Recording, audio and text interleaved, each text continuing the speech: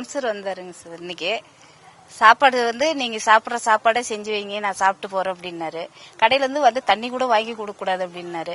அப்புறம் நான் வீட்டுல இருக்கிறத ஏதாவது போட்டு செஞ்சேன், சாப்பிட்டாரு.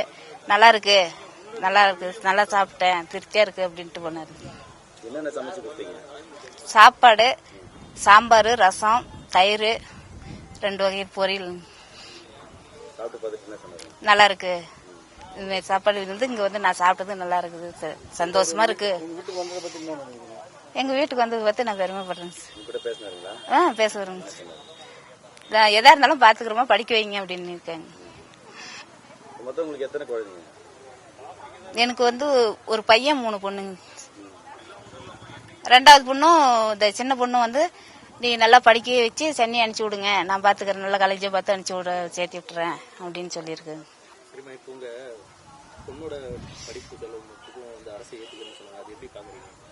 அவங்க தான் ஏத்துக்கிறாங்க. அரசு இதுதான் வந்து கவர்மெண்டே தான் ஏத்துக்கிறாங்க.